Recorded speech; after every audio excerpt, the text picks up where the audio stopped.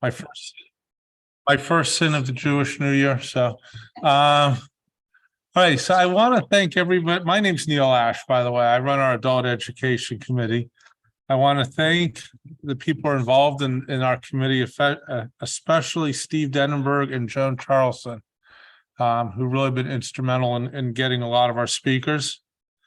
I also want to mention for Bethel members, our adult education speaker series is taking a break on Halloween, so you can pass out candy. But we will be continuing after that for the next 4 Mondays. We have a number of people from Sanibel Island who usually join our Zoom presentation. So I just want to tell everybody in Sanibel we're thinking of them. They've kind of had a little bit of a rough time down there, as you know. So I just want to let them know we're thinking of them. And I think that's everything I have to say, but I'm not going to introduce the speaker because Ben Ash is going to introduce the speaker. So take it away, Ben. Okay, and oh, by the way, so Pete, if you want to remove your share screen, we'll see Ben on the screen here. There it is. All right, cool. Hello, assembled members of Mount Lebanon and other people from around the country. My name is Ben Ash, as my dad just said. Last year, I was a senior at Mount Lebanon High School, and I am honored to introduce tonight's speaker. Pete DiNardo. I simply knew him as Mr. DiNardo. I don't imagine that is going to change now that I'm in college. Will speak to us about a timely cultural issue pressing our modern society, book bans and the way we deal productively or otherwise with controversial ideas. Being a college student myself, you might consider me to be in a place where this is a very, very, very topical issue. I have seen it very much firsthand. Mr. DiNardo has spoken to Bethel multiple times before concerning political polarization and modern white supremacy. She might consider the speech to be one among many on a state of American democracy. Having had Mr. DiNardo last year as my AP Gov teacher, I can say with certainty that he will challenge you every moment he speaks to question your pre-existing biases and help you grow intellectually, and in my case, personally as well. One of my favorite moments like this of Mr. DiNardo is when he made one of the most pro-choice people I know pro-life for a day, and vice versa for someone else, because he was so good at challenging us intellectually. Even better, he's willing to indulge the occasionally eccentric idea of the students, which I personally took advantage of quite a bit, as you can say. I hope you enjoy, and good luck, Mr. DiNardo. Well, thank you, Ben. That was so kind and beautiful of you. Now I just need to take a minute as I share the screen here and get us ready.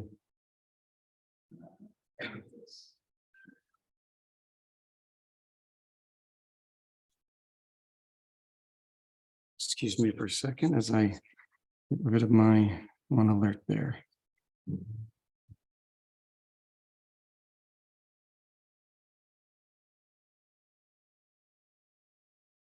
Good evening. I am excited. Oops. This seems like every time I touch it, it will come back on. I'm excited to be with you tonight. Thank you for attending, either in person or virtually. I also want to thank the 4 sponsors, Bethel Congregation. It's good to be back with you again. Mount Lebanon Public Library, the Mount Lebanon Historical Society, the Historical Society of Mount Lebanon, and the Dennis Theater Foundation. Your trust humbles me. And I also need to thank my wife, well, for more than I should really say here. As Ben hinted at, the subject of this talk, if you've attended any of my other talks, should not surprise you. I tend to enjoy selecting somewhat controversial pieces. The subject has evolved greatly since I first proposed it some 8 months ago. I spent the entire time sketching it out. If you doubt that, ask Mike Narragon in the background, my wife, about my mornings at the Jersey Shore this summer. But I must say I'm not fully satisfied with what I will present to you tonight, as I feel it probably should have been done over 4 or 5 nights, and I may be a bit scattered, having chosen a wide array of aspects. As you can see from this slide, this is my living room as of Saturday, and it only looks a little bit better than that right now. I'm going to begin with some relatively current events. Then I'll shift to a presentation of themes that I argue are central to the array of bans that have happened over time. I'll proceed to the most infamous example, followed by some global cases, and the long history. I'll spend a bulk of time on the 20th century in the United States. And then I'll conclude with references to the present, though I really want the Q&A to be about what you understand about the present placed in this historic context. So let's begin with the first of late. Most of you would know this man as Salman Rushdie. On Friday, August 12th, as he prepared to speak at the Chautauqua Institute, he was stabbed roughly 10 times by a 24-year-old. That gentleman was captured and faced charges of second-degree attempted murder. Rushdie is a British Indian writer who is most famous for writing his fourth novel, The Satanic Verses. That novel draws on a lot of his themes, magical realism, and it looks at an historic look at the Prophet Muhammad. Satanic Verses refers to a set of verses in the Quran about three pagan goddesses. The book itself received wide acclaim. One critic called it the most ambitious novel yet published to deal with the immigrant experience in Britain. But perceived blasphemy in it led to protests and riots. At least a dozen people were killed in Mumbai after police tried to shut down a protest. India then banned the importation of the book into the state. The supreme leader of Iran issued a fatwa calling for the death of Rushdie. $1 million bounty was put on his head. At that point, already the Tehran underground publisher was dead. Westerners didn't collectively jump to his defense. Former President Jimmy Carter denounced the fatwa, but charged Rushdie with vilifying the Prophet Muhammad and defaming the Quran. The British writer Roald Dahl called Mr. Rushdie a dangerous opportunist. Another British novelist suggested he withdraw the novel lest it unleash, quote, a unique 20th century holy war. US bookstores had a difficult decision to make about whether to sell it or not, and they usually did in subtle quiet. In 1990, Rushdie issued a somewhat apology. In 1991, a Japanese translator of the book was killed. In 93, a Turkish novelist who published a translated version barely escaped with his life, and a Norwegian publisher was shot multiple times, though he survived. In the late 90s, Iran announced that it no longer defended the fatwa. Rushdie seemed capable then of coming out of hiding, and he moved to New York. In 2015, you may recall, the French publisher Charlie Hebdo published satirical cartoons of Muhammad. 12 staff members were murdered by terrorists. Penn, the leading defender of free speech, especially on this current set of book bans, awarded Charlie Hebdo with its highest honor. Rushdie joined prominent journalists speaking about, and this is 2 years ago, about the intolerant climate. And he argued that the free exchange of information and ideas, the lifeblood of a liberal society, is daily becoming more constricted. He was not surprised that people spoke out against him with that comment. The idea of that being offended is a valid critique, he said, has gained a lot of traction. He argued that while my novel continues to be published, certain people, certain groups, certain religions, and so on have become much more offended and mainstream. To a degree, he said, you could say that many societies have internalized the fatwa and introduced a form of self-censorship in the way we talk about with each other. The attacker of Rushdie was hailed in Tehran as a hero in its newspapers. We may feel some judgment, but our nation is moving closer to accepting political violence as a legitimate form of dialogue. Current event number 2. From the Penn site that I had referred to earlier, its latest report. As of last month, 2,500 books have been banned across 32 states during the 21-22 school year. There are at least 50 advocacy groups that are banding together nationally and locally, and some of them have affiliates of more than 300. Across the nation, at least 1,648 different titles have been banned. Of these, 41% address LGBTQ plus topics, and over 40% people of color, or at least a secondary character that was a person of color. The top states you see on our screen here. Though to be fair, Pennsylvania, most of those titles are the result of one district, Central York. The most commonly banned book currently is Gender Queer, and the second is All Boys Aren't Blue. But the challenge is larger than these bans because there's a silent censorship going on, one that scholars would call a chilling effect. All this despite polls consistently showing that over 70% of Americans oppose removing books, and over 80% support giving students a more diverse curricular experience. We can look at these and see it appears that we're in an unprecedented moment. In ways, it's unprecedented, but as I like to say in class, it's both exceptional and representative. For those of you who are scholars of antebellum America, you recall that there was a gag rule placed on Congress in the 1830s and 40s. The South had banned abolitionist literature from coming into the South. David Walker had to hide copies of Walker's Appeal inside dockmen and ship workers. The Liberator was banned. Turkey forbids the discussion of the Armenian genocide within the state. When I teach about that genocide, I tell students that I have violated 2 federal laws in Turkey. And in Russia, it is possible that you could be in prison for 15 years if you call what is happening in Ukraine a war. I see the following themes as explicit in America, perceived or real. We're going to look at obscenity, anti-Christian interpretations, celebration of violence, race and reaction, LGBTQ+, and then this broad question about what we teach our children. More importantly, though, I'd argue in each era or with each theme, the theme is not truly the issue. The issue is a deeper one that deals with control and political power. So if we turn to what is inarguably the most offensive or the most infamous and perhaps best known, the ban and burning of books in Nazi Germany. You have propaganda minister Joseph Goebbels addressing the crowd. And he's telling these young students, no to decadence and moral corruption. Their goal was to destroy, quote, un-German written materials. He told them that Jewish intellectualism is dead. You have the right to clean up the debris of the past, to destroy the depraved culture of Weimar Republic Germany. Over 30 university towns participated, some went after Marxist texts. Some 25,000 un-German books were burned. Helen Keller, Albert Einstein, Sigmund Freud, Thomas Mann, Ernest Hemingway, John Dos Passos, Jack London, Karl Marx, Upton Sinclair, Emile Zoll, H.G. Wells. In the United States, there were some counter demonstrations. New York, Philly, Chicago, Cleveland.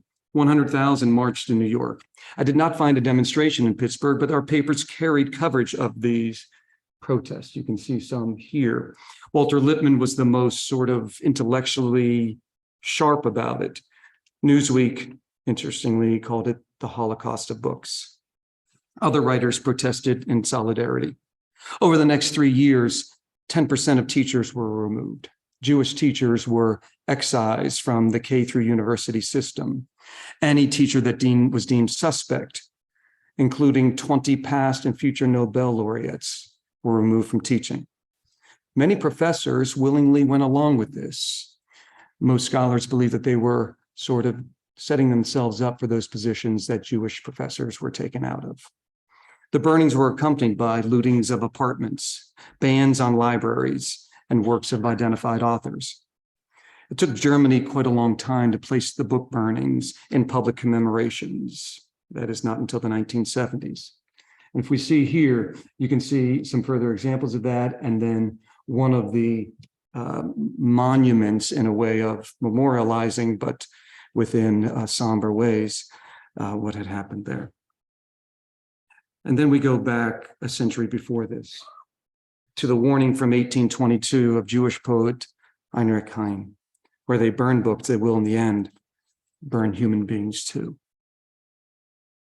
Prior to the Nazis in Jewish tradition, the Talmud. For those who are not Jewish, the Talmud's a massive work. Correct me, Rabbi, if I err here anywhere. Some 1.8 million words in 37 volumes. Just as comparison, the Constitution with its amendments is about 7,000 words. A typical novel, 60 to 80,000 words. Its purpose is simply to explain the Torah. It came out of centuries of discussion, and after the sacking of Jerusalem, a belief by the Jewish leaders to get their oral tradition down. It was attacked by numerous papal leaders. Peter the Venerable viewed the Talmud with contempt and ridicule, because if Jews had a different interpretation of the Bible, scholars could not prove them wrong. Further Christian abuse happened as Pope after Pope seemed to condemn it. Dominican friar Nicholas Donin condemned it as condemned the idea that the Talmud came from God, and punished Christians who read it with the threat of death. Another pope confiscated the Talmud and then Bawdlerized it, cut out parts that were not considered appropriate in Christianity. From what I read, Talmud scholars say that that still distorts much of the printings of the Talmud to this day. Louis IX dispatched inspectors to go throughout Jewish neighborhoods. They were illiterate, so they couldn't quite read what they were getting, so they just grabbed any book. 25 wagon loads brought in a large pyre in Paris set afire. Burnings of the Talmud continued through 1319. In 1560, on the right side, Pope Paul VI authorized the Index Librum Prohibitorum. It is a list of forbidden works in Catholicism. Over 500 authors, Protestants, humanists, and the Talmud. It would be recognized until 1966. More recently, maybe you've heard of this book. Let's skip one, I think. I'm going to skip this. I'm sorry that slide got out of order. The book Mouse has been banned recently in a handful of school districts.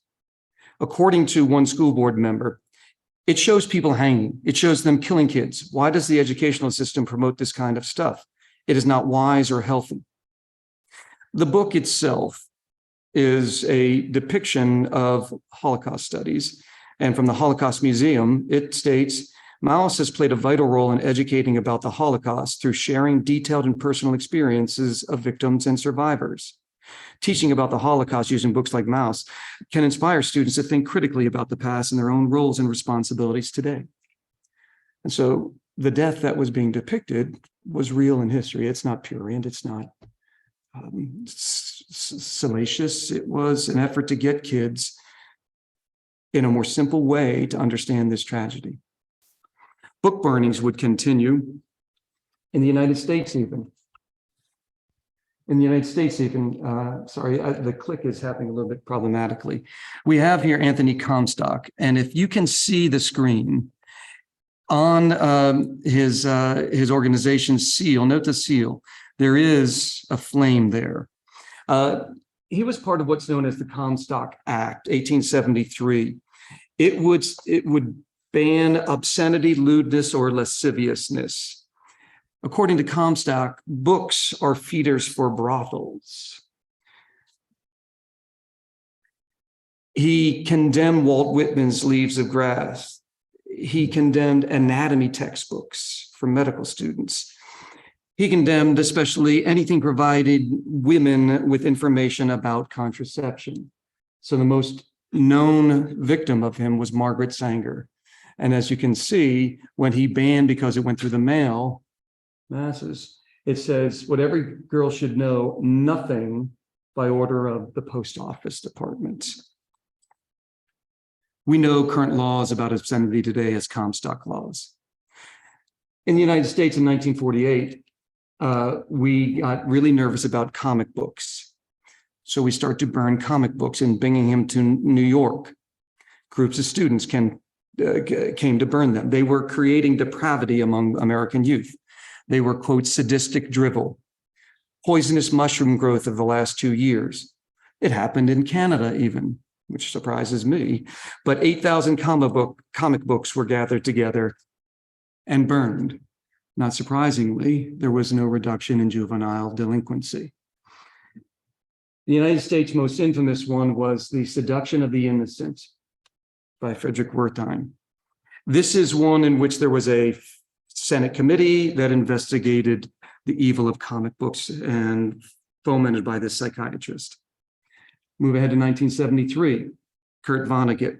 Bruce Severly, a 26-year-old teacher in North Dakota, decided he would use the novel as a teaching aid in his classroom. His kids loved it. The head of the school board did not.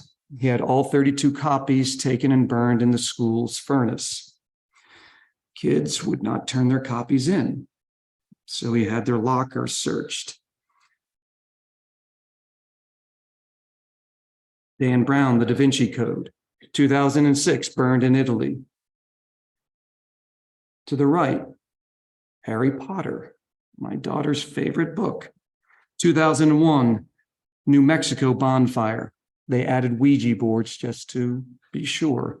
2002, Maine, they couldn't burn it because the law banned that, so they just slashed it up. 2003, pastors in Michigan. 2019, Catholic priests in northern Poland. And this minister here, Greg Locke, had a stack of Harry Potter books, Ouija boards, tarot cards, crystals. He added to it the Twilight sagas, arguing these are vampires and demonic influences. He said, "We will not tolerate witchcraft, and we will not be compromising with devil worshipers." At this fire, counter-protesters threw in copies of the Bible, shouting, "Hail Satan." The Potter series was the most banned book in the world between 1996 and 2000. One parent in South Carolina simply made this statement: "They're trying to disguise things as fun and easy that are really evil." Another parent, "It talks about death and killing, drinking animal blood, and that's witchcraft, and religion doesn't belong in schools." The Focus on the Family co-founder said, "It has some positive elements, but they're packaged in a medium, witchcraft, that is specifically denounced in Scripture." Burnings continued in America. When we flip now to Terry Jones, Florida pastor from the Dove World Outreach Church, it has 40 to 50 members. In 2001, after the attacks of September 11th, he was angry at the plans to build an Islamic center near Ground Zero. So he was going to burn a bunch of Qurans. The governor and some religious leaders talked him out of it. 9 years later, 2010, he threatens again, signs "Islam is the devil." He called the Quran a dangerous book. 2011, he burned the Quran. And not surprisingly then, terrorists attacked a UN compound in Afghanistan, killing about a dozen, injuring 90. 2012, another burning. Pakistan issued a $2.4 million bounty on his head. In 2013, he was arrested before he attempted to burn 2,998 copies of the Quran on the anniversary of 9/11. They keep burning. Annie on My Mind, 1982. It's a positive story about two 17-year-old girls having a relationship. The ALA counts this as one of the most frequently challenged books in the mid-90s.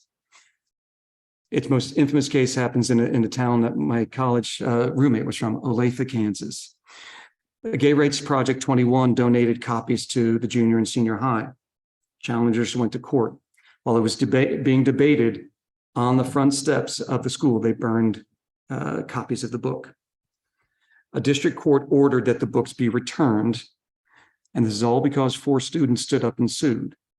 And the judge had said, they articulated very clearly the intellectual merits of this book. Last year, Mr. Abusmal in Spotsylvania County, Virginia, proposed that books be not only removed from school libraries, but be burned. In April of this year, Tennessee lawmaker Jeremy Sexton suggested that we burn inappropriate books. Recently, Hong Kong has had many troubles, but one of them has been a condemnation of certain books. The books that have been condemned and found as guilty are written for 4 to 7-year-olds. They're picture books. As soon as it comes. It's about sheep, primarily, and a pack of wolves. There's no doubt that there is implied criticism of the Chinese rule in Hong Kong here, but they have banned these books and arrested the authors of them. This is interesting because to celebrate the 25th anniversary of Hong Kong coming back into the mainland fold, 4 new high school textbooks have been issued, and each of them rejects the idea that Hong Kong was ever a colony. We go back to the long view. That one slide that I misplaced showed you that the first recording that we have is generally agreed to be about 259 BC, when 460 Confucian scholars were buried alive for the books that they had been using. Plato had argued for the right to dismiss or suspend or ban any such negative connotations. It keeps going into the United States. In the 1600s, Thomas Morton's The New English Cana was banned. It was a searing indictment of Puritan culture. Morton was a hedonist who liked to party, and he was friends with the natives, so he was not quite your average Puritan. But as I said, my focus will be on the 20th century today. So let's go here to get to the 20th century. I'm not sure how these slides got really sent around a lot, but Buzz Lightyear, you may know, was also oh, I know why I did. I'm sorry, I went ahead. Buzz Lightyear. Does anybody know how it is in trouble now? Okay. The newest Buzz Lightyear has he travels instantaneously, but everybody else takes a long time. So he's back quickly, but it's gone like 20 years. And his best friend is a woman who he gets back, and she's celebrating her 40th anniversary with her wife. So it's a lesbian marriage. There's a brief kiss in the film. You can see it just about to happen. Don't blink, you'll miss it. It was banned in the UAE. Malaysia required Disney to cut certain scenes. Indonesia said that the kiss could violate a law that prohibits, quote, deviant sexual behavior in the movies. 7 Arab states have ordered Netflix to remove it and all gay content. So we could be angry at them, but then again, this warning was placed outside of a theater in Oklahoma about the film. And then, to my sadness, the Arab states I mentioned, and I'm sorry, I'd taken that out, so I'm not sure what's happened here. I'm worried that this is not the right version that I pulled up. That's what I'm worried now, but we'll survive with it. The Minion movie, the new one. In China, they changed the ending into one that matches their socialist core values. They've also, in China, scrubbed. There is no recognition that Freddie Mercury was gay in Bohemian Rhapsody. He wasn't. Okay.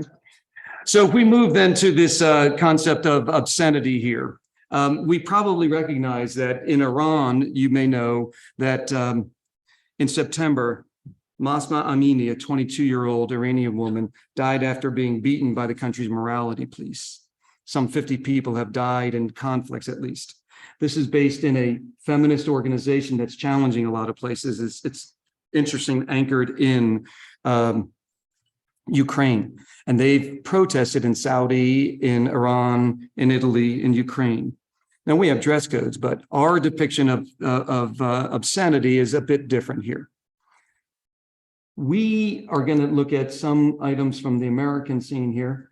This film, Purity, in 1916, was banned in Kansas and a number of other cities, Dallas and a few others, because of its use of nudity. Although some banned it simply because, quote, her neckline was too low. And others were upset that men's expressions on their faces were too interested in her. The New England Watch and Ward Society would be where we get the term banned in Boston from. They banned authors like William Faulkner, Ernest Hemingway, Huxley, O'Neill, Sinclair Lewis, Upton Sinclair, Voltaire, Whitman, Wells. And they also challenged an army film that was combating social diseases named Fit to Fight. The society objected to the film showing a nude woman. The nude woman was the statue of Venus. Again, birth control here, and I'm going to fly through some of these. All right. The film Ecstasy. This is at age 18, European-born Hedy Lamarr plays an unhappily married young woman. The film was salacious, became celebrated and notorious for showing Lamarr's face in the throes of orgasm, as well as close-up and brief nude scenes. The most famous or infamous one, depending on your take, was after she went skinny dipping and she's forced to run naked through the countryside after her horse. It was banned in the US until 1940. Similarly, My Bear Lady was banned in 1963. This is about a woman who meets a US Korean war veteran who happens to like hanging out in nudist camps. This particular film was banned in our town in Pittsburgh. The Pittsburgh police banned it due to its content, and the press covered that. I Am Curious, later 60s, was also banned, and it is a pretty, it's graphic film. But I wonder, today we also have this, 50 Shades of Grey. And so it's quite a different, both the novel and then the film series. But I wonder, should we? Because in the age of Me Too, does this normalize rape myths, psychological grooming for abuse, sexual violence? So where does the US come to stand on what is obscene? It's this case here to start with. The case is Roth versus the United States. And to be quick about it, it's two cases from New York and California that both deal with gentlemen who were selling something defined as obscene, and they sue. The Supreme Court comes to the terms that you can see in the large paragraph over here that says the item has to be utterly without redeeming social importance. And they give this test whether the average person applying contemporary community standards would see this as prurient. Justice Brennan said it clearly, sex and obscenity are not synonymous. So let's see if what we see as obscene then. Probably one of the most famous poems of all time. Described by David Gates in 2006 as the poem that changed America. Allen Ginsberg offers us the classic raging screed against conformity and capitalism. Ginsberg grew up in New Jersey, the son of a famous poet and a communist mother. He graduated from Columbia in 1948 after failing out twice. There he met some pretty influential dudes, Jack Kerouac, Neil Cassidy, William Burroughs. After graduating, he went into the corporate world, but at night he hung out in Greenwich Village. After being arrested for unlawful conduct, same-sex conduct, he avoided jail by agreeing to enter a psych ward for 7 months. In 1954, 4 years after being released, he moved to San Francisco. It's there that he would meet. I'm sorry, this is. Do you mind if I pause for a second? I'd like to get the proper. I think I'm having an older version of this PowerPoint going on. It's not going to let me open it up. Now, did you send it to Neil earlier today? Yeah, that's the older one. I'll just accept it and we'll go from here. All right. So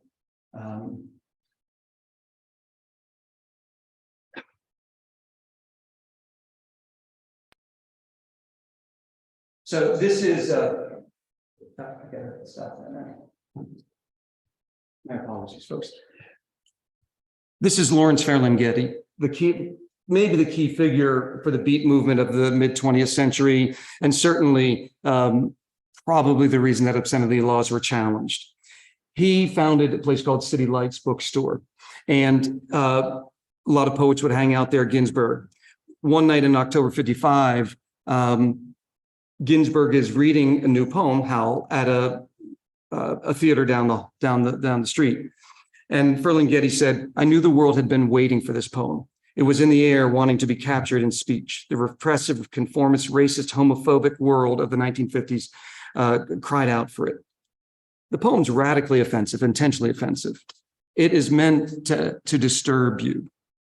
So agents in San Francisco undercover operations to catch suppliers. I think the opening of it is the one that captures me the most here, outside of many F-bombs he drops, but I saw the best minds of my generation destroyed by madness, starving hysterically naked, dragging themselves to the Negro streets at dawn, looking for an angry fix. This opening represents a vision of a nightmarish world. He then moves on to indict modernity and the aspects of it that destroy human nature and the soul, conformity, materialism, war, politics. I actually see parallels with it in items that I share in class.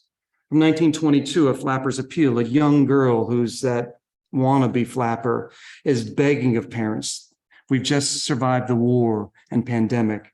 We need direction, help us out. I similarly see it as having a parallel with Tom Hayden's The Port Huron Statement. We are a people of this generation, bred in at least modest comfort, housed now in universities, looking uncomfortably to the world we inherit. These are people that are looking at the world uncertain about it. Now, it's true that these two last ones did not have the profanities that the other two documents do, but they're asking us to have deeper questions. So the collector of customs seized all copies, but Ferlinghetti got 1,000 that came in. The collector of customs went to the San Francisco Police Department to declare the book lewd. Trial lasted nearly a month. The judge was a Sunday school teacher and a moral crusader. But he recognized Ginsberg's literary intent and the work's social value. He employs the Roth standard. The answer is that life is not encased in one formula whereby everyone acts the same or conforms to a particular pattern. No two persons think alike. Would there be any freedom of press or speech if one must reduce his vocabulary to vapid, innocuous euphemism? And yet still, the FCC continues to forbid it from being read on radio. 1988, 1994, 2000. So you can buy it, but you just can't hear it on NPR. A few months later, One Inc. One Inc. is harassed by the US Postal Service and the FBI. This is a gay publication, a particular story, Sappho Remembered. It's a story of a young woman reminiscing about her female college lover as she weighs her life and ultimately renouncing being straight and coming to terms that she is gay. Relatively tame. There's nothing more than an overt brief kiss in the story. And the only reference to sex is actually a heterosexual affair that happened. But Olson called it lustfully stimulating with filthy words. The first level court called it cheap pornography. This judge said that homosexuality can only be discussed from a scientific, historical, and critical point of view. You cannot discuss it as a lived experience. It would be considered obscene and filthy. The Supreme Court reversed this, and it's the first time that we get the clear publication of gay literature. The Miller test will expand this to be, again, the average person and the work taken as a whole. So we want to look at things taken as a whole. So would we say these works taken as a whole, The Bell Jar, Judy Blume's Blubber, or Am I Blue, taken as a whole, are good pieces of literature? I mean, there's problems in each. Judy Blume's Blubber, I'm not sure if you're familiar with it, but it's 12-year-old girls that are, they're really vicious. One girl wants to be in the in crowd, and these girls are mean, and she's chubby, so they call her Blubber. It's argued that it's got vile language, bullying. The word damn is used in it. A teacher is called a word that rhymes with itch and begins with a B. It was banned in Maryland, Ohio, Texas, Illinois, Montana, Illinois, Hanover, PA, Ohio. Years later, in 2001, a young reader posted a reply to reviewers. I'm in 6th grade, and guess what? Real life is like this book. Am I Blue was stories written by young people as same-sex ideas, lived experience. Violence, Scarface being the most infamous one there, or famous one. We might chuckle at this, right? But I'm confident we wouldn't chuckle at this. I couldn't sit through A Clockwork Orange. I had to leave. It was, to me, just so disturbing. But its graphic depictions of rape and violence, maybe we should ban that. Pink Flamingos. It's an incredibly graphic account that includes animal cruelty and a leading character eating dog feces. I'm not interested in this. Midnight Below was again one linked to Pittsburgh, banned in Pittsburgh. It had its critical reception, right? It was written by folks who were like Night of the Living Dead fans, and its critical reception was less than wonderful. It was mediocre, and a Pittsburgh Press Review titled it Horrors, Midnight Isn't Scary. But is this obscene? Brokeback Mountain, 2005. Banned in Middle Eastern countries. Lebanon was the only Arab country to show the film. The UAE allowed you to rent it in like a Blockbuster. Italian-owned station banned it, banned in China, and in 2014 was banned in Utah. Beyond obscenity and violence, the early Cold War era issued bans that unearth our themes of anti-Christian ideas and patriotism. So we see here, there's a red under my bed, that theme, right? And we know that the leading group here was the Christian Anti-Communist Crusade and their publication, You Can Trust the Communists to Be Communists. So this is where some of you know that Mount Lebanon comes into the picture. Mount Lebanon had its own little mini Red Scare. I'm titling it, There's a Red Under My Bookshelf. In September of 1953, there were charges against our public library of excessively housing liberal and left-wing books. The charges were brought by Mrs. Claire Mitchell. She wanted to add more books on Americanism. She went through the whole library and cataloged every book. She was upset with a number of the authors, and she was had her PhD in economics. She cited economics books, sociology books, etc. All right. There will be a massive meeting that will occur over this, and it's not showing up on the screen. Blocked by the hill. Okay, what's that? It's blocked by the hill. Yeah, it was. So hundreds come out to this gathering here, and in fact, in the discussion, right, that you will have, I love these cartoons here. The local papers are having fun with Mount Lebanon. If you can see it up here, Americanism Week, the public library with the broom hitting the red book, or a weed in Mount Lebanon, and criticizing us for that. The official report that's in the archives at the library and the Historical Society, Ms. Mitchell spoke at the meeting for 9 single-spaced pages. That's a long set of comments that she had there, right? The library has in its records many letters of support. I don't know if they didn't keep critical ones, but they've got beautiful letters of people saying, we are supporting you. This is part of the overflow crowd that was there. And then I kind of like this one here. Split verdict. And then, I'm sorry, this one, the next one. So in the conclusion, it was a commissioner, I believe, that said, Mount Lebanon is a superior town, that we can get through this. And the letter to the editor here asks whether Mount Lebanon really is that superior. Beyond this well-documented one, Mount Lebanon had a long history, though, with this. 6 years earlier, 1947, our PTA proposed a countywide ban on questionable books. Markham did that. In 1949, Mr. Benjamin Arsham, a Mount Lebanon optometrist, was charged with having communist connections and having massive communist meetings at his home. He had served a couple years in the army. He has a sign placed on his front yard that says, "Commie lives here." The following night, a window was broken.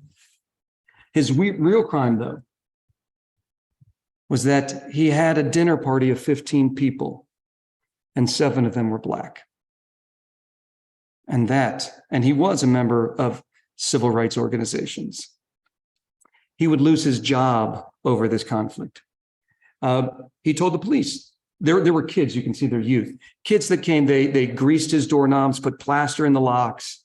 They're making his life miserable. He sent his wife and children to Easton and stayed, but lost his job, and would put his house up for sale, and he made it public. He would sell it to someone of any race. We also, though, have this. Let's see how Thomas was still. 1954, we have this woman coming to speak from Columbia, the Mount Lebanon's Women's Club. They were told that you are having a pro-communist speak. She was an Italian who had resisted fascism, and there is a big hullabaloo to do there, right? And we find one final local example here.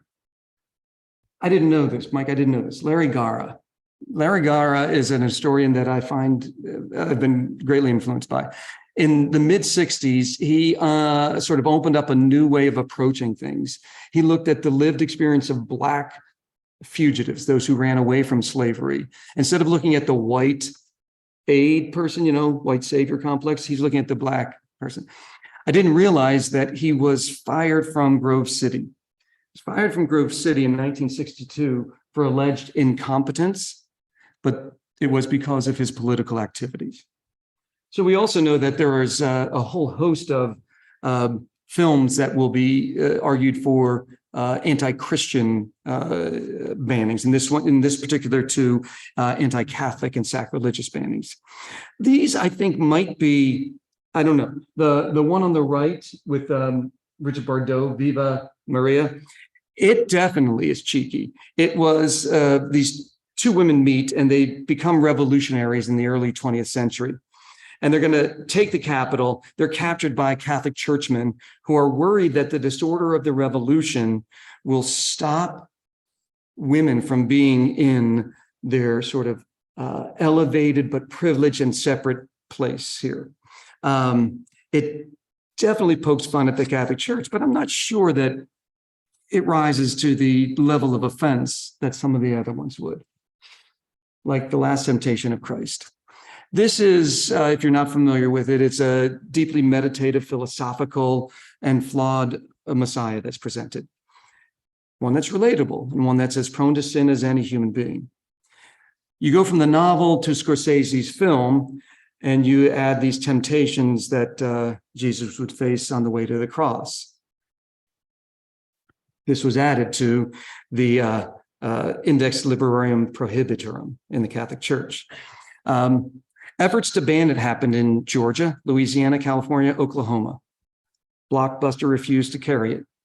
Mother Teresa asked Catholics to pray so that our Blessed Mother, Mary, will see that this film is removed from your land.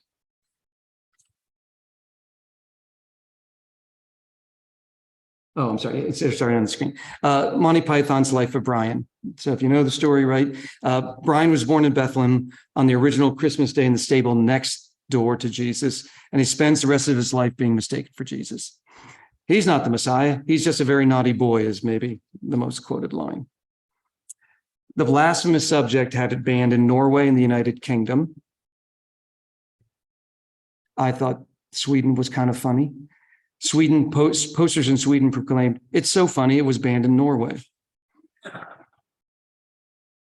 Several U.S. towns banned it. Strom Thurmond tried to get it banned in South Carolina, and it's considered blasphemous and sacrilegious.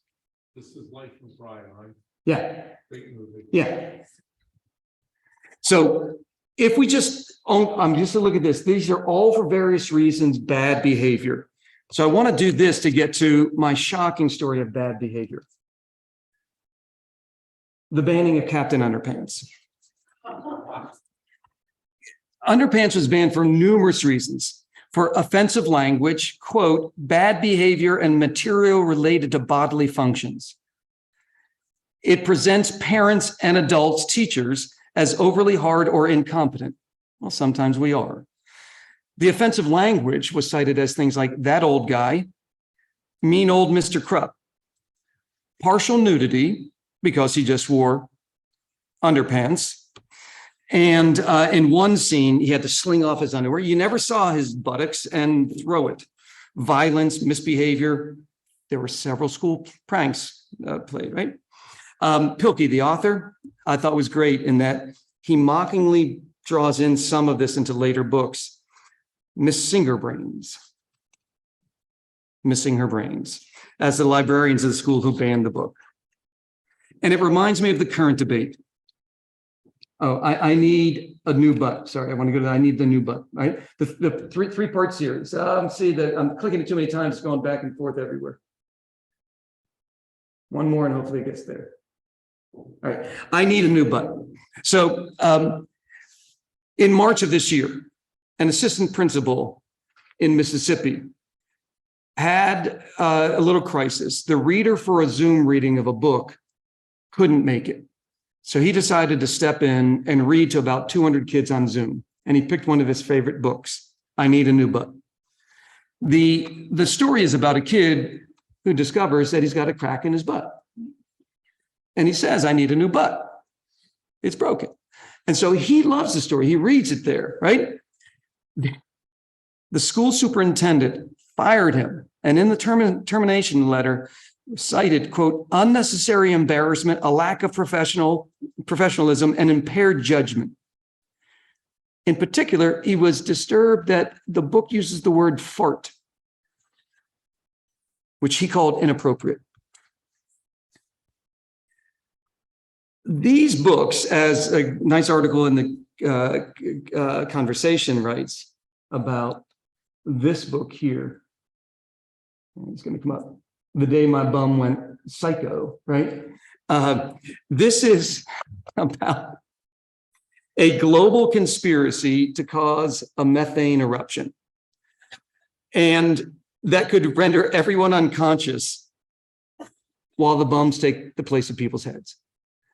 And part of what the author who wrote this is that he's a teacher or a former teacher, that he felt that he had to write things humorously to get kids engaged and to read. And one of the heads of the school librarians association said, the books often need to be funny. So that's why things like Captain Underpants sell. But I will say this, the author of Captain Underpants, to his credit, apologized for an error just last year. This book, the title of it, I don't want to read, but it is like the old Dr. Seuss's that have been put aside. It uses offensive stereotypes about Asian people. And it was first published in 2010. And to its credit, I hope you, my readers, will forgive me and learn from my mistakes that even unintentional and passive stereotypes and racism is harmful to everyone. During the 1960s, we get this couple, the guardians who slumbered. This is from a Texas, lengthy Texas article. The Gablers. The Gablers started in 1961 to be a small effort to transform high school curriculum and textbooks throughout the country. And in doing this, they will form an organization in 1973. And their goal is to challenge and question every textbook in America, quite frankly. Mel, the husband, takes an early retirement, and they spent the rest of their lives working 6 hours a day, 6 days a week, investigating. Their subjects will be, they'll go through every word of textbooks. They establish the educational research analysts in this little home, and they'd have volunteers come and help out. And they will be targeting, you can see some of their files there. They'll be targeting anything that is possibly objectionable. In their minds, what we are fighting for is mental child abuse. They argue that inferior, improper, and blatantly destructive textbooks are responsible for leaving young people unprepared to face the challenge of adulthood. Textbooks have destroyed the pride in America. They have destroyed Judeo-Christian values. They are the responsibility for crime, violence, drugs, pornography, venereal disease, abortion, homosexuality, broken families. And then one of the pamphlets, and I couldn't get a copy of this, in capital letters, until textbooks are changed, capital letters, there is no possibility that crime, violence, VD, and abortion rates will decrease. Textbooks mold nations because they largely determine how a nation votes. I have yet to find that to be true. If you want to watch a great documentary about this, that's their mission. You can read through. They do believe that there should be a Christian nation. The revisionaries, it's 2013, looks at this transformation. Part of the Gabler's efforts would take deeper root in 1974. I think 1974 we can see as an early version of what's happening today. This is a battle over multiculturalism, the CRT of that era. In this small part of West Virginia, a coalition of middle-class Christians concerned about family values, working-class whites stung by cultural elitism, and avowed racists inflamed by what they thought was political correctness will come together to challenge the state. There was a recent state mandate that school books should portray the contributions of minorities to American culture.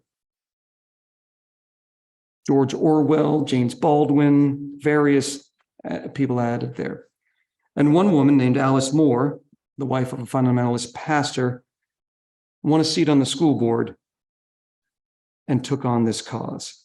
She protested that the books selected were anti-American, advocated relativism, promoted antagonistic behavior, put down Jesus Christ, upheld communism, and would expose white children to Black vernacular and teach them to, quote, speak in ghetto dialect. Scholars of this moment believe that the rejection was of racial, cultural, and philosophical diversity. On September 9th, 9,000 students, about 20% of the county's population of students, boycott school. And in the right, you can see, just like in the South in the 50s and early 60s, private classes are held in church basements throughout this area. The one sign you'll see here is textbook undermine our religion as a home. And then if you go here, you can see on the left, even hillbillies have constitutional rights. You kind of get the class divide that's happening here. One minister asked us, pray that God will kill the giants who have mocked and made fun of dumb fundamentalists. The board voted to let parents opt out. Protest expands. There's bomb threats. One town had the superintendent and 2 board members arrested for contributing to the delinquency of minors. 2 police cars that were escorting school buses were fired on. Superintendent was sprayed with mace and received death threats. The board passes a set of resolutions about how we select textbooks in the future, modeled on the Gablers. This sparks debates throughout the nation. And it gets us then to a concept that I think is important of the right to know or the right to receive information. In this case, a 17-year-old student, Stephen Pico, sued his school district for prohibiting the reading of Kurt Vonnegut. 3 times before, the Supreme Court had issued an implied right to receive information. But it's this lawsuit that will give students the right to receive information and ideas, according to the opinion. So the school district has a right to oversee things, but it cannot be one of partisan or political natures there. To see that, you can see some things like this. As I lay dying, pretty classic text, right?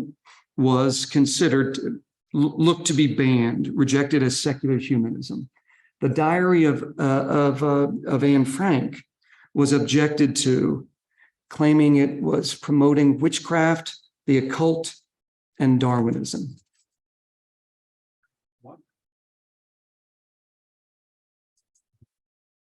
I'm going to skip through some of these because of the time. If we move here, this is David French, and he has just now started to write a column for The Atlantic called The Third Rail. He spent much of his life, he's a theological, quasi-fundamentalist, conservative Christian, a lawyer. He's won lawsuits against colleges for their speech codes. So that's what he was most known for, and as president of a group called FIRE. He now is arguing that conservatives have flipped the tables. Conservatives used to be the ones arguing for free speech. He said, now we are doing the opposite. So he's upset with this. The university speech code that he successfully overturned, the expression of one's belief should be communicated in a manner that does not provoke, harass, intimidate, or harm another. And no person shall participate in acts of intolerance that demonstrate malicious intentions towards others. But this concept of harm to another, you may have heard a lot lately. I don't want my child feeling uncomfortable in school. So this was a liberal approach that he got canceled that is now being used by conservatives. Now it's true. We don't know. We don't want to believe this in the upper left. But a 2021 study of 37,000 college students found that 80% of them censor their viewpoints at least some of the time. 20% do so regularly. 40% of students are uncomfortable discussing their political views with their professors. The liberal cancel culture, then, we've been seeing this in Haidt and Lukinov's book, The Coddling of the American Mind. George Will always have a great one here. The head of the American Historical Association, who writes a screed and then writes this bad apology with it. We have various ways you've heard of cancel culture here. Mr. Potato Head, I don't think it was cancel culture, it was just a change, but we'll go there. Ilya Shapiro, pretty much of a libertarian, pushed out of Georgetown Law. And I don't think I have to say anything, but there are certain people that should be canceled, is what I should say, right? Mike Narragon shared with me some thoughts a couple of days ago, and we know that the removing of statues has become quite dicey in our nation. That's the Stephen Foster statue, 8-9 years ago. This is a Harriet Tubman one that's in, I think that's Philadelphia. We also, though, know Doug Mastriano has a movie that was to be shown in, there were 4 different theaters over time. People object to it because they don't like his views, and the theaters pulled it. So a chilling effect, an informal banning, if not a formal banning, right? We ask the questions, who can speak whose history? So we ask if To Kill a Mockingbird is white savior character. You may not be familiar with this book, but The Confessions of Nat Turner by an incredible Southern novelist, William Styron. It takes some liberal play with the actual evidence we know. 10 Black writers, including James Baldwin, respond angrily. And I think it was Baldwin that said it was just a very bad novel. But 2 years ago, we had the debate over American Dirt. How many remember that conflict over yeah. This is the book that it was questioned whether a woman who is, relatively white and she only has like a modest Puerto Rican, I think, background, can write about the realities of Mexico. There's a book called Nappy Hair. It's for children, and it was written by she's now older, Black woman. And it became a big conflict. Can't remember the year, 15 years ago or so, because a white woman read it in a primarily Black school. And the book is a somewhat autobiography of the older woman's life. And she had I think it was an uncle or a grandfather that kept telling her that this myth of your hair being ugly is not true. You're beautiful. And that's what she wants kids to see. So if you recognize this, this is New Jersey a few years ago when the wrestling official made this kid cut his hair because it was considered too long for the headgear. If we go to here, you get the showing of some of the debate over this book and the strong racist underpinnings of the term nappy hair. But the hard part is that the woman who wrote the book wrote it as an intentional effort to celebrate the type of hair that isn't Western, if you will, that isn't looking like maybe Beyonce. And the author was prohibited from going into New York City schools, and even prohibited from going into Boston schools. We know there's a lot of issues beyond hair dealing with race. Huck Finn, you probably know a lot about that, but the first 80, 90 years, it wasn't objected to on racial grounds. It was objected to because trash suitable only for the slums, street vernacular, because Huck not only itched, he scratched. All right. So it's not the idea that there's this racist language that comes in the 70s, right? James Baldwin, Another Country. It openly critiques white society. I'm sorry. It's about Greenwich Village, Harlem, Africa, called Sex Perversion at its Vilest. Malcolm X, banned because it openly critiques white society. Well, in 1965, it deserved to be critiqued. We have some more complicated ones there that because of time, I'm going to skip through. This probably should have been banned. It's the most racist classic film ever been made. 3 hours of silent film. That alone is a reason to cancel it. But Pittsburgh was, the mayor banned it in Pittsburgh, even though the state board of censors approved it. And so we end up seeing that our debates and our actions are going further and further. I'm going to skip through some of this because I'm seeing the time escape me here. This is, I just want to show you here. This will get us up to the present.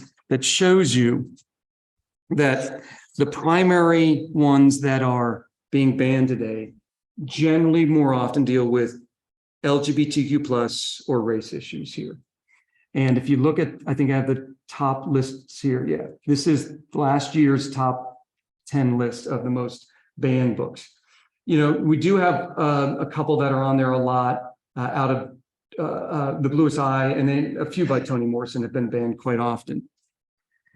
But as Penn writes, book challenges are nothing new. But what's new now is that they argue it's an orchestrated attack on books whose subjects only recently gained a foothold on school library shelves and in classrooms. When you're objecting to the story of Ruby Bridges, the 6-year-old who integrated New Orleans schools, when you're objecting to stories of Malala, when you're objecting to stories of Dr. King, it gets very concerning. According to Penn, 98% of the 1,600 book bans took place when administrators acted covertly outside of normal established procedures. Little review, little transparency. But I want to show you that there is some ground for hope. There are people fighting back, and there are kids fighting back. And when I look at this, I think we're going to be all right. So in conclusion, there are 99,000 public K through 12 schools in the country. The numbers in which bans are happening are relatively small. Doesn't mean it's unimportant, because it very well can be part of the tip of a deeper iceberg. Are we moving from the Red Scare to the Ed Scare? Is this a some claim part of a broader attack on public education? I think it is. Is it akin to past phases on bannings? The one of the 50s to undo the New Deal, the one of the 70s to fight back against the progress that Black, Latino, Asian people had made. And there are clearly coordinated efforts happening. In some, I'm not convinced it's a fleeting moment, and I do think it's part of a larger shift. But I do think that there are numerous organizations and people doing the right thing and fighting back. And I'm confident we will continue to fight. I thank you for indulging me, and I'll take any questions.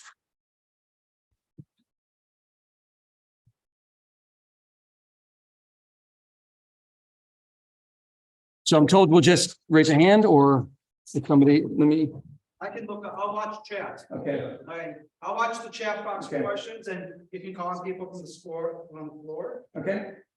Anyone have a question?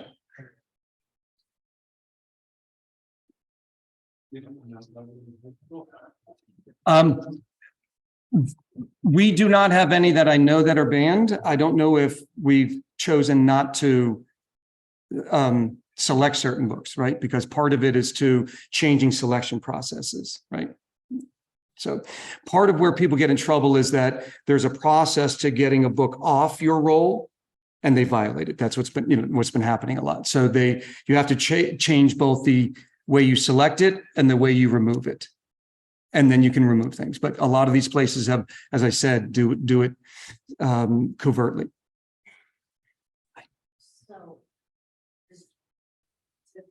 the faculty departments choose what books they will have for their students to read, and how much input does the elected school board have? So Pennsylvania is on the Gabler's anchored in text. Can you repeat the question? Okay, so to what degree does the faculty and school board have a say in the books that we select or not? Great, you both are going for my job. Thank you. Unlike California and Texas and Virginia, Texas, where the Gablers are, it's a state adoption state. So your textbooks are selected by a state board. That's why the revisionaries focuses not on the Gablers, but on a current fundamentalist board member that's on there that's shaping everything. And publishers go to California and Texas because the largest cities.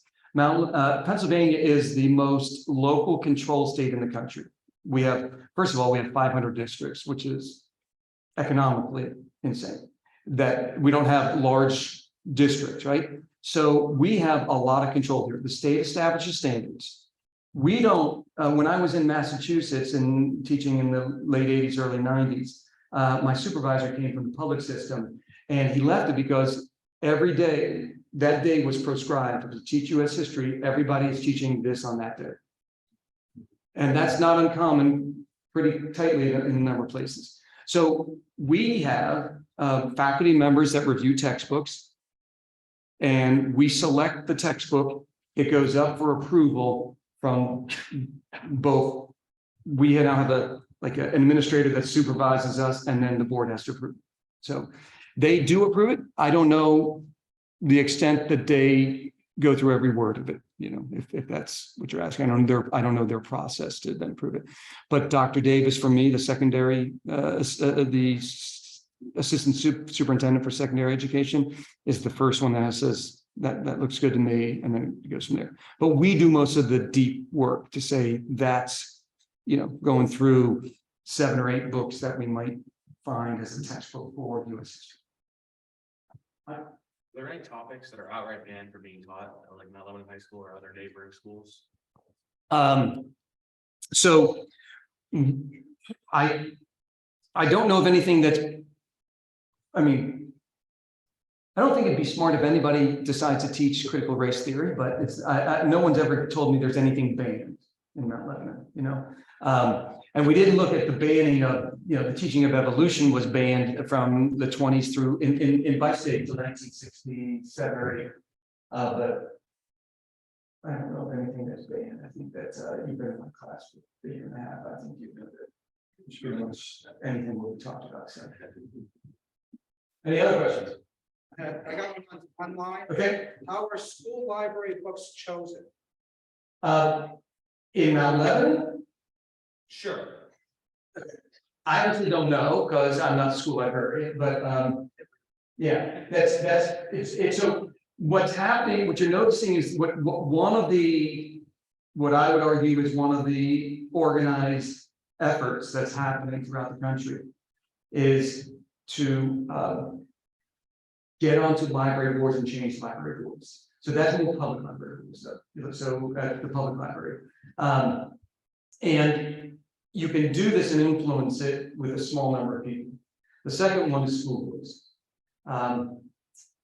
In the period around the January 6th insurrection, I was reading a few articles that the Proud Boys have said, let's look to school boards. And that's not an unprecedented move. That you control locally, you build a base from the bottom up, and it's hard to do it. So I think there's a concerted effort to seek those positions out, and they will shape the future on libraries there. Yes. Do you think there's any value in attempting to lift the tactics used by conservatives back against them? Like if I say, I want to ban books that are inappropriate, grab your Mein Kampf and your biographies of David Duke, they're going to file. Or to challenge, some books that I'm uncomfortable with these books being taught because it teaches my daughter that she's inherently filthy. Yeah. So there's a gentleman in Florida who does this sort of like as a profession, and he has submitted a request to ban the Bible because there's a lot of like sex and other things in it. So he says, if you have all these rules and you can't do this, you got it. So he's challenging it in that way. I think that's much more about performative, to the point of it. It's like we have a state legislator who 2 or 3 years ago proposed that all men upon the 3rd child that they father must have a vasectomy or at the age of 40. And it is a tongue-in-cheek proposal, but he's asking the question, why make women be the carrier of all the burden of reproductive decisions there? So I don't want to be corrected because you're performing yeah. Yes. A similar vein of limited cables, so specifically for schools, how would you view if you had a district like, let's say in the Mount Nebo area, or in the surrounding areas where there was a non-trivial minority that pushed for a book, let's say about the January 6th insurrection, where they, it's called like Patriots Day. Yeah. And they basically said we want that in school. Yeah.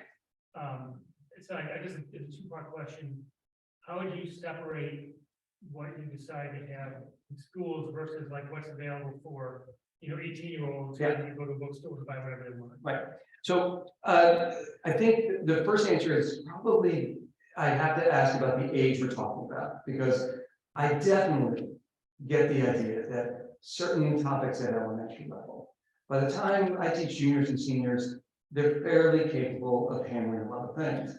So the way that I've done this in the past, when I taught an AP US history course, there is, there's the book of People's History by Howard Zinn, good left-wing history.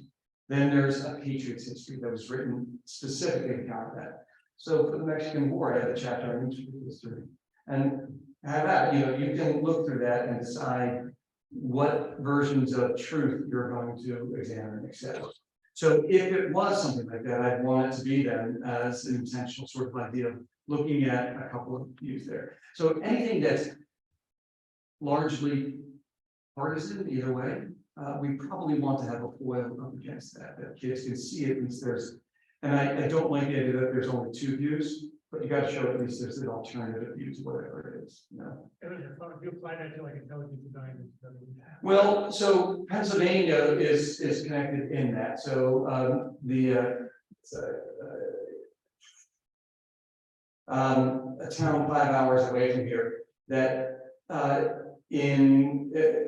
attempted to teach intelligent design as a science, and a federal court said that's just a factual way of teaching creations.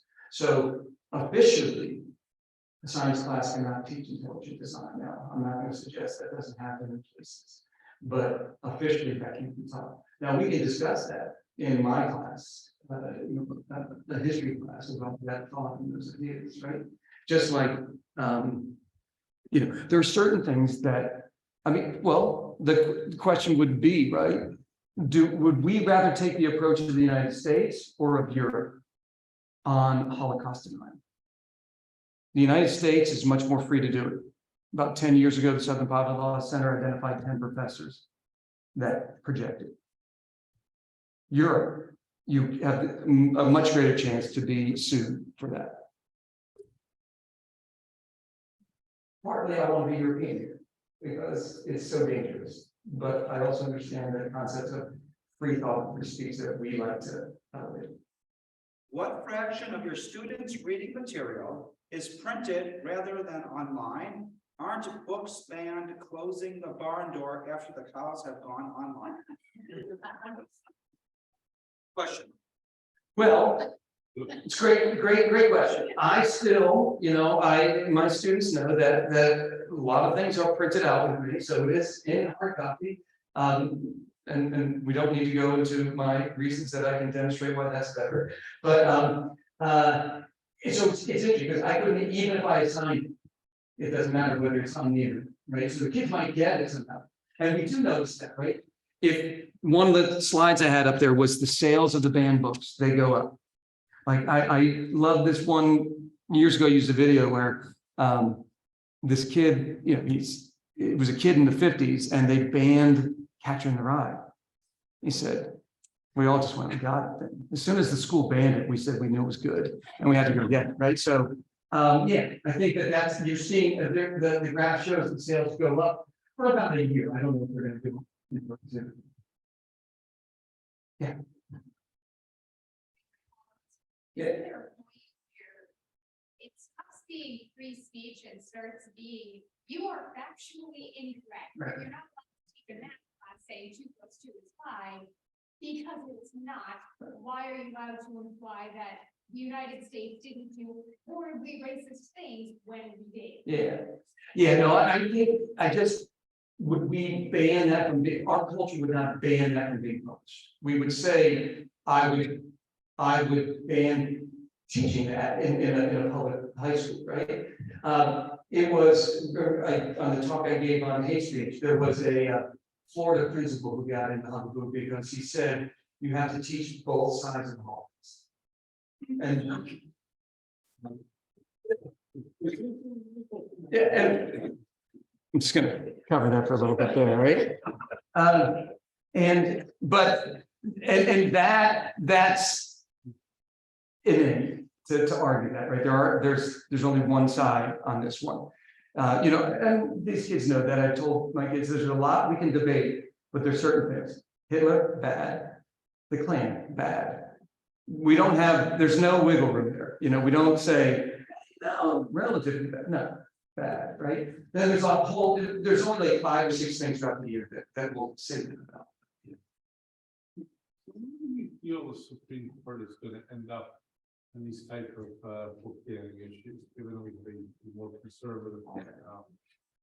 Well, I think we'll see this test. Okay, we'll see this test that the trend of the court over the last at least decade, if not more, has been to an expansion of free speech. But it simultaneously is rewriting the other part of one of the other parts of the First Amendment, freedom of religion. And so in a place that is demanding parental rights, like we have this odd mix of student rights and parental rights. And in the court decisions, they said that there's recognition that there's a whole lot of powers here. So if it trends towards religious freedom and parent rights, then parents will have more say to dictate what's happening in classrooms. I want to say, watch Life of Brian with my kids. Yeah. I consider it a very funny movie. I'm offended that people want to ban that movie. I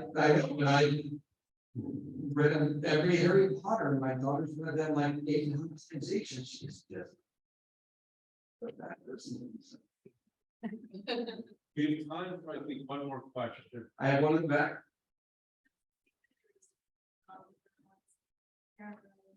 Yeah. Right.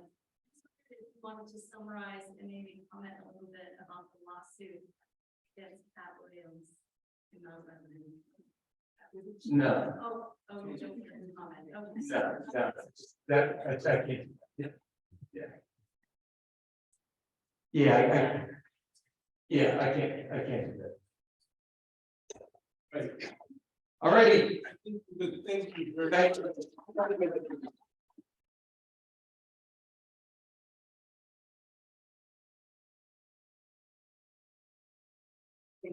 Be honest, with you, can't work in-